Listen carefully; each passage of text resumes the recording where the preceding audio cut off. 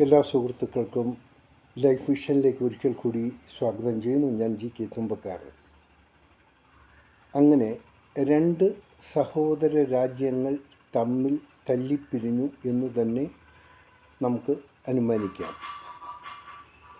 യാതൊരു പ്രകോപനവുമില്ലാതെ UAE ഒപെക്കിൽ നിന്നും പിന്മാറി. ഇനി UAEയും സൗദി അറേബ്യയും തമ്മിൽ നല്ലൊരു ബന്ധമുണ്ടായിരുന്നത് അതിനി തുടർന്ന് പോകുമോയെന്ന് നമുക്ക് പറയാൻ പറ്റില്ല. ഇവിടെ ഏറ്റവും കൂടുതൽ നാണം കെട്ടതും ഏറ്റവും കൂടുതൽ ഒരു പരിതാപകരമായ അവസ്ഥയിൽ എത്തപ്പെട്ടതും മറ്റാരുമല്ല, ഒരു വലിയ രാജ്യമായ അമേരിക്കയാണ്. ഏതർത്ഥത്തിലാണ് അമേരിക്ക പാകിസ്ഥാനെ ഒരു മീഡിയേറ്ററായി തിരഞ്ഞെടുത്തതെന്ന് അറിയില്ല. അതുകൊണ്ട് എന്ത് ഫലമുണ്ടായി? ഒന്നും ഉണ്ടായില്ല.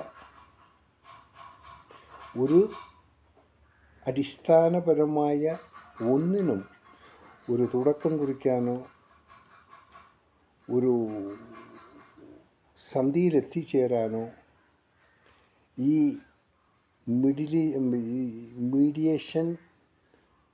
മീഡിയേഷനായി നിന്ന പാകിസ്ഥാന് സാധിച്ചിട്ടില്ല. ഇപ്പോൾ സംഭവിച്ചത്, പാകിസ്ഥാനിൽ വാങ്ങിയ ഒരു ഹ്യൂജ് എമൗണ്ട് UAE ആവശ്യപ്പെട്ടു. കടമായെടുത്ത തുകയാണ്. ഇമ്മീഡിയറ്റായി സൗദി അറേബ്യ അത്രയും തുക പാകിസ്ഥാന് കൊടുക്കുകയും പാകിസ്ഥാനിൽ കൂടി ആ UAEക്കുള്ള എമൗണ്ട് ക്ലിയർ ചെയ്യുകയും ചെയ്തു.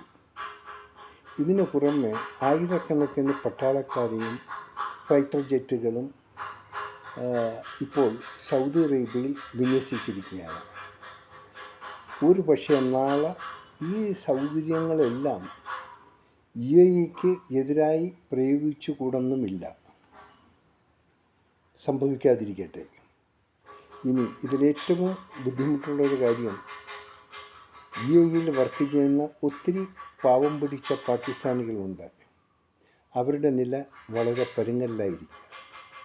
തീർച്ചയായിട്ടും UAE ഗവൺമെൻറ് അവരെ പുറത്താക്കാനുള്ള സാഹചര്യവും തള്ളിക്കളയാൻ പറ്റില്ല.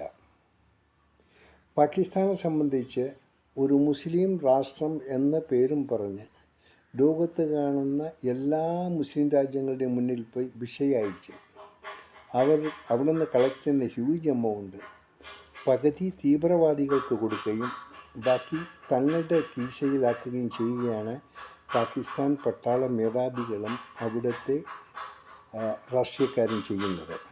കാര്യം, അവർക്ക് യാതൊരു എത്തിക്സുമില്ല. അവർക്ക് ആകെ പറയാനുള്ളത് കാശ്മീരിനെ കുറിച്ചാണ്.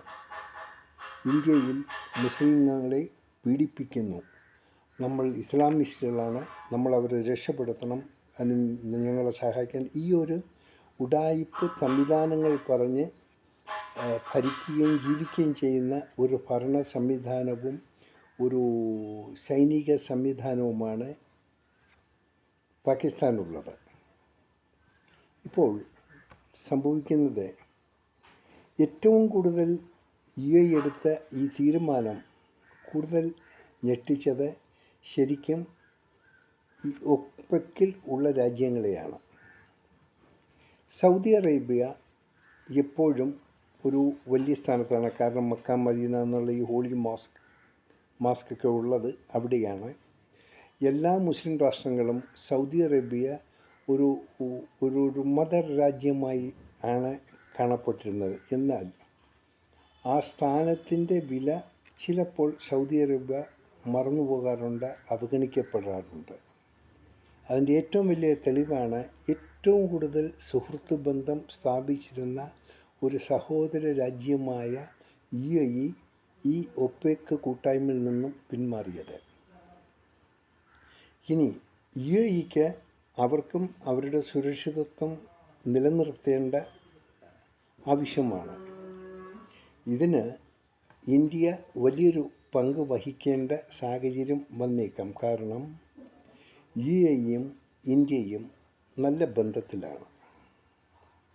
കുറച്ച് റീസണബിളായിട്ട് കാര്യങ്ങളെ ഒബ്സർവ് ചെയ്ത് ഭരണം നടത്തുന്ന ഭരണാധിപന്മാരാണ് യുഎഇയിലുള്ളത് മറ്റുള്ളവരെ അപേക്ഷിച്ച്. അവിടെ മതത്തിനോ ജാതിക്കോ ഒന്നുമില്ല. അവരൊരു തുറന്ന ഒരു ഡൈസാണ് ഈ യുഎഇ എന്ന് പറയുന്നത്. അതിൽ ഒരു പരിധി വരെ അവർ വിജയം കൊയ്തുകൊണ്ടിരുന്നു. അവരുടെ എല്ലാവിധ ഡെവലപ്മെൻറ്റ്സിനും അന്ന് സഹായകരമായിരുന്നു. ലോകത്തിലെ പല രാജ്യങ്ങളിലെ കമ്പനിക്കാരും അവരുടെ സംവിധാനങ്ങൾ യുഎഇയിൽ ഉണ്ടാക്കിയിട്ടുണ്ട്. അതിലൂടെ ഒത്തിരി പേർക്ക് തൊഴിലവസരങ്ങൾ ലഭിച്ചിട്ടുണ്ട്. എന്നാൽ ഇപ്പോൾ ഉരുണ്ടുകൂടിയ ഈ സാഹചര്യം വളരെ ബുദ്ധിമുട്ടും പ്രയാസമുണ്ടാക്കുന്നതാണ്. ഇപ്പോൾ തന്നെ അവിടെ ഈ ജോലിയും മറ്റുമൊക്കെ ഒരു സമാധാന അന്തരീക്ഷത്തിലൂടെ ചെയ്യാൻ സാധിക്കുന്ന ഒരു അവസ്ഥയല്ല. ഒരു സൈഡിൽ ഈ ജിയോ പൊളിറ്റിക്കൽ പെട്ടുന്ന സാഹചര്യം, മറ്റൊരു വശത്ത് അവിടുത്തെ പ്രൊഡക്ഷൻ സ്റ്റാറ്റസ്, ഇൻഡസ്ട്രിയൽ സ്റ്റാറ്റസ് ഇവയെല്ലാം മുന്നിൽ കണ്ട് അതിനെ യാതൊരു ബുദ്ധിമുട്ടുമില്ലാതെ മുമ്പോട്ട് കൊണ്ടുപോകേണ്ട ഒരു വലിയൊരു ആവശ്യമാണ്. ഇനി സൗദി അറേബ്യ ചെയ്യാൻ പോണത് യുഎഇയിൽ ഉള്ള ഫെസിലിറ്റീസിനേക്കാളും ഉപരിയായ ഫെസിലിറ്റികളും സംവിധാനങ്ങളും സൗദി അറേബ്യയിൽ ഉണ്ടാക്കുകയും ടൂറിസ്റ്റിനെയോ ബിസിനസ്സുകാരെ അങ്ങടേക്ക് ആകർഷിക്കാനുള്ള ഒരു പണിയും അവർ ചെയ്യാതിരിക്കില്ല. ഏതാണ്ട് ആ ഉദ്ദേശം ഇല്ലാതില്ല. കാരണം സൗദി അറേബ്യയുടെ പ്രസൻറ്റ് റൂളർ കുറച്ച് അഡ്വാൻസ് തോട്ട്സുള്ള ആളാണ്. അത് അവരുടെ കാര്യം, നമുക്കതിലൊന്നും തെറ്റു പറയാൻ പറ്റിയില്ല. ഇതിൽ നാം മനസ്സിലാക്കേണ്ട ഒരു കാര്യം, ഏതൊരു സുഹൃത്ത് രാജ്യങ്ങളായിരുന്നാലും എത്ര കണക്റ്റിവിറ്റിയുള്ള രാജ്യങ്ങളായിരുന്നാലും ഏത് സമയത്തും എന്തും സംഭവിക്കാം. അതാണ് ഈ ജിയോ പൊളിറ്റിക്സിൽ നാം ഇതുവരെ കണ്ടു വന്നത്. എന്തായിരുന്നാലും അമേരിക്കയും ഇസ്രായേലും ഇറാനും തമ്മിലുള്ള ഈ ഒരു പോരാട്ടം അത് ഇത്രയുള്ളൊരു ചലഞ്ച് ഉണ്ടാകുമെന്നാരും കരുതിയില്ല. എങ്കിൽ തന്നെയും ലോകത്തിന് വേണ്ടത് സമാധാനമാണ്. യുഎഇയും സൗദി അറേബ്യയും തമ്മിൽ രണ്ട് കോണിലിരുന്ന് ഒരു ഫൈറ്റിംഗ് മൂഡിലോട്ട് പോകാതിരിക്കട്ടെ എന്ന് തന്നെ നമുക്ക് ആശിക്കാം. എന്തായിരുന്നാലും ഈ പാകിസ്ഥാൻ എന്നുള്ളൊരു രാജ്യം ഒന്നിനും ഒരു മീഡിയേഷനും കൂടെ പ്രവർത്തിക്കാനോ അവർക്കതിനുള്ള തണ്ടിടമ അവർക്കതിനുള്ള ആർജവും അവർക്കൊന്നുമില്ല. എല്ലാം മതത്തിൻ്റെ പേരും പറഞ്ഞ് ഒരു ഉഡായിപ്പ് മോഡലിൽ പോകാമെന്നല്ലാതെ അതിൽ കൂടുതൽ ഒന്നും ചെയ്യാൻ പറ്റില്ല. ഇപ്പോൾ സൗദി അറേബ്യയിൽ കൊടുത്ത പട്ടാളക്കാർ അതിൻ്റെ ചിലവുകളും ശമ്പളങ്ങളും ഫുഡ് എവറിത്തിങ് സൗദി അറേബ്യ നോക്കിക്കോളും. ഇവർക്ക് അത്രയും പ്രോബ്ലം കുറഞ്ഞു. അവിടെ വലിയച്ഛൻ ചമഞ്ഞ് ഇങ്ങനെ ആക്ട് ചെയ്ത് നിൽക്കുന്നു. ഒരിക്കൽ ഈ യുഎഇ എങ്ങനെ ഈ ഒപ്പിക്കൽ നിന്നും പിന്മാറിയ അതുപോലെ ഈ പാകിസ്ഥാൻ്റെ എല്ലാ മിഷനറി എല്ലാം എടുത്ത് സ്ഥലം വിട്ടുവെന്ന് ഒരിക്കൽ പറയേണ്ട സാഹചര്യം സൗദിയിലുണ്ടാകും. അത് അത്ര വിദൂരമായിരിക്കില്ല. കാരണം ഈ പാകിസ്ഥാൻ ആരെങ്കിലും വിശ്വസിക്കുന്നുണ്ടെങ്കിൽ, അവരുടെ മീഡിയേഷൻ ആവശ്യപ്പെടുന്നെങ്കിൽ അതൊരിക്കലും നല്ലൊരു നേട്ടമായിരിക്കില്ല. അത് തകരത്തേ ഉള്ളൂ. ഇനി അടുത്ത് വരാൻ പോണത് പാകിസ്ഥാൻ ഇറാനും തമ്മിലുള്ള ഫൈറ്റിംഗ് ആയിരിക്കും. ഇതിനിടയ്ക്ക് ഇന്ത്യക്ക് വിട്ട് ചെറിയ പരിപാടികളൊക്കെ അവർ നോക്കും. നമുക്ക് കാത്തിരുന്ന് കാണാം.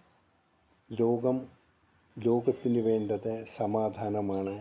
ലോകത്തിന് സമാധാനം ഉണ്ടാകട്ടെ എന്ന് നമുക്ക് ഈശ്വരനോട് പ്രാർത്ഥിക്കാം. എല്ലാം നല്ലതായി വരട്ടെ. യുഎഇയിൽ നല്ലൊരു സമാധാന അന്തരീക്ഷം ഉണ്ടാകട്ടെ. നമ്മുടെ ഇന്ത്യൻസ് ഒത്തിരിയുണ്ട്. അവർക്കുള്ള ആശങ്കകൾ പരിഹരിക്കപ്പെടണം. അതിന് വേണ്ടത് സമാധാന അന്തരീക്ഷമാണ്. കാണാം വീണ്ടും മറ്റൊരു വീഡിയോയിലൂടെ. Thank you.